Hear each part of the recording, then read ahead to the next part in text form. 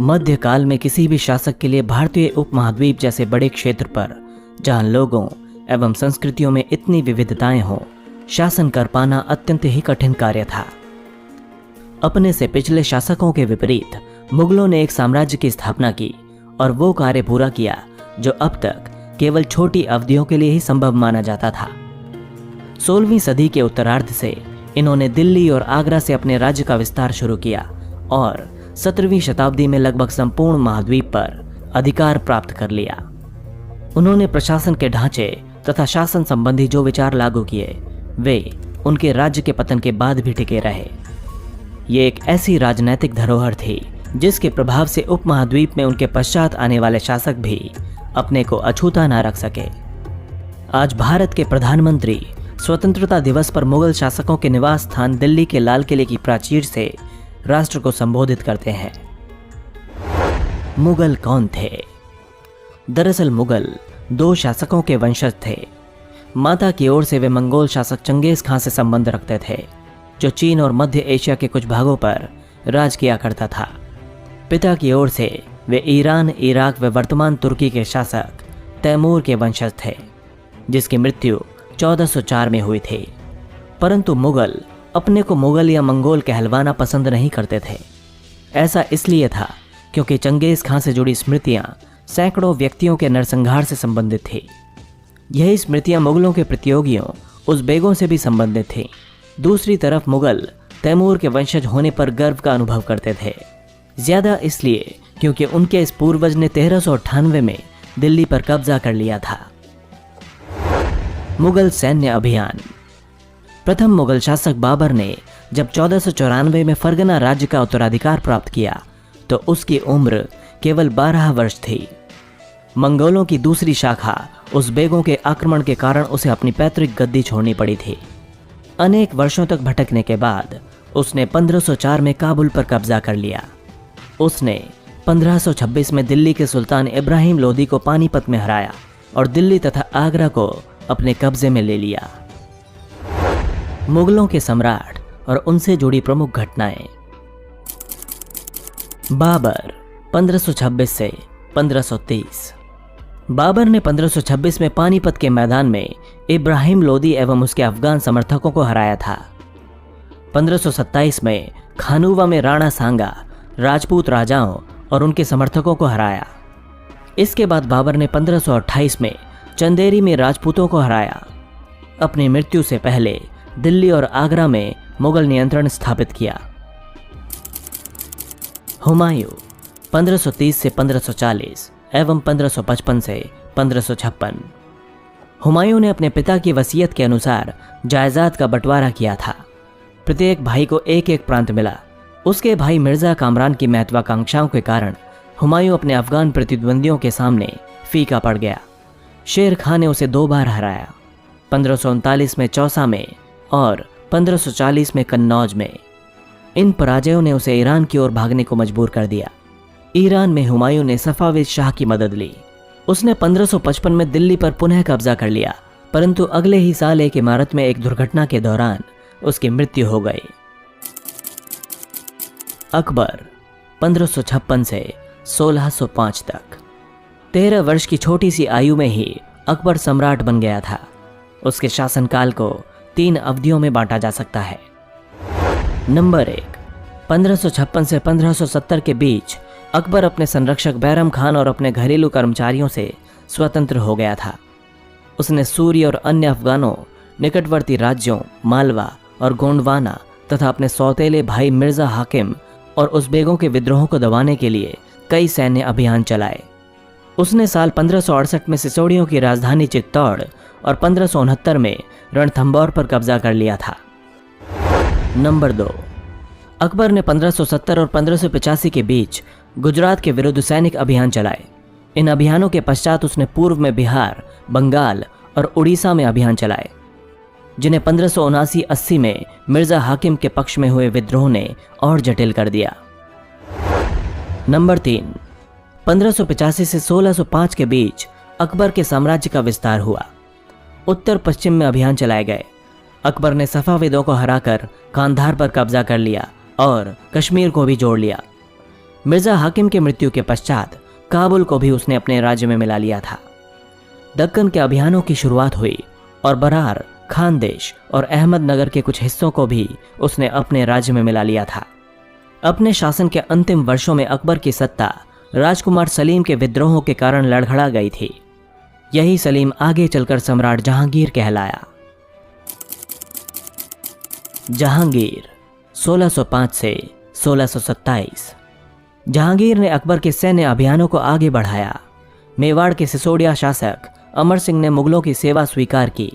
इसके बाद सिखों, अहोमों और अहमदनगर के खिलाफ अभियान चलाए गए, जो पूरी तरह सफल नहीं हुए। जहांगीर के शासन के अंतिम वर्षों में राजकुमार खुर्रम ने उनके खिलाफ विद्रोह कर दिया था।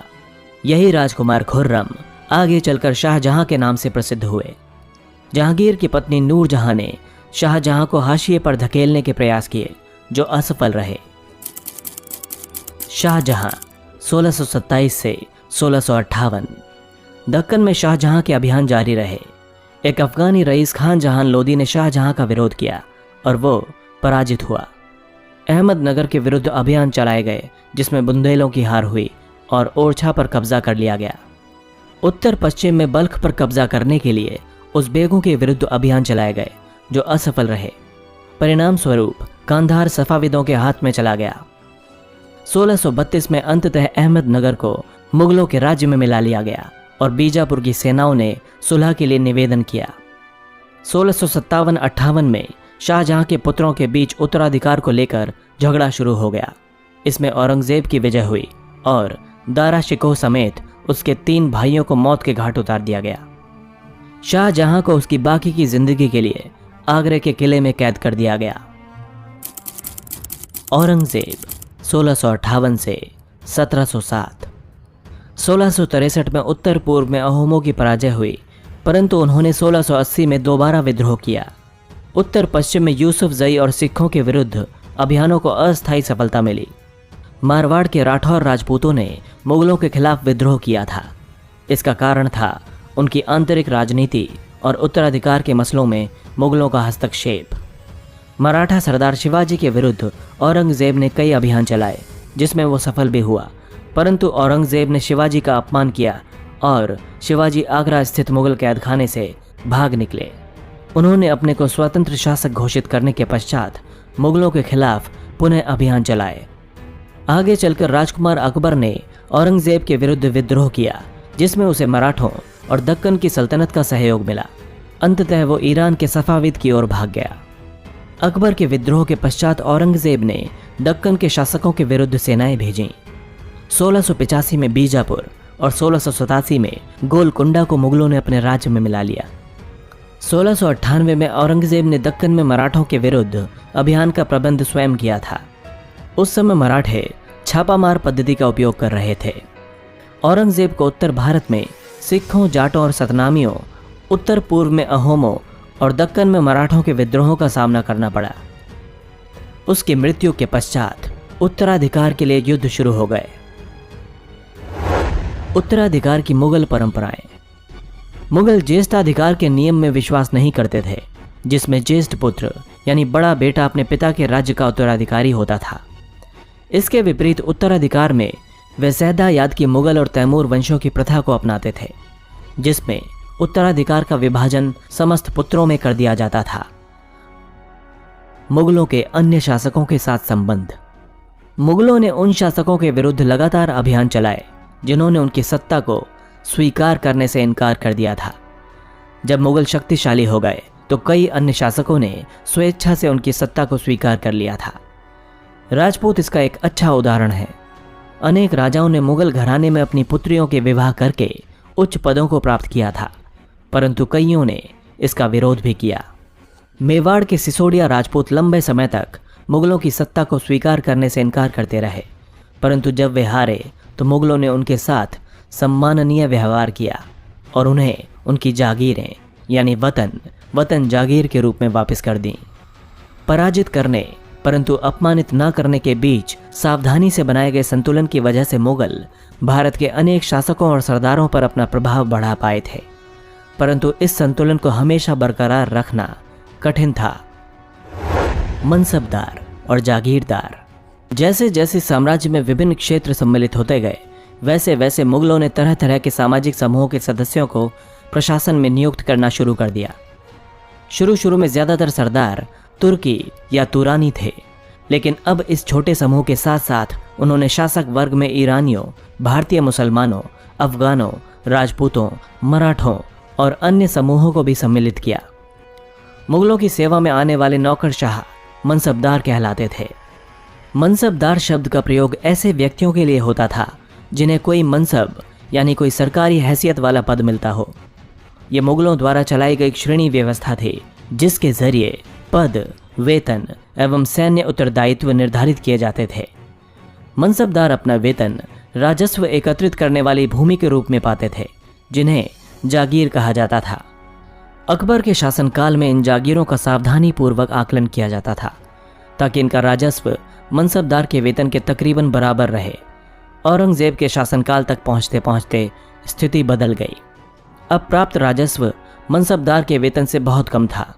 मनसबदारों की संख्या में भी अत्यधिक वृद्धि हुई, जिसके कारण उन्हें जागीर मिलने से पहले एक लंबा इंतजार करना पड़ता था। इन सभी कारणों से जागीरों की संख्या में कमी हो गई।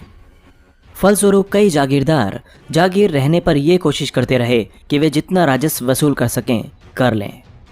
अपने शासनकाल के अंतिम वर्षों में औरंगजेब इन परिवर्तनों पर नियंत्रण नहीं रख पाया। इस कारण किसानों को अत्यधिक मुसीबतों का सामना करना पड़ा। जब्त और जमींदार। मुगलों की आमदनी का प्रमुख साधन किसानों की उपज से मिलने वाला राजस्व था। अधिकतर स्थानों पर किसान ग्रामीण कुलीनों यानी कि मुखिया तथा स्थायी सरदारों के माध्यम से राजस्व देते थे। समस्त मध्यस्थों के लिए, चाहे वे स्थानीय ग्राम के मुखिया हो या फिर शक्तिशाली सरदार हों, मुगल एक ही शब्द जमींदार का प्रयोग करते थे।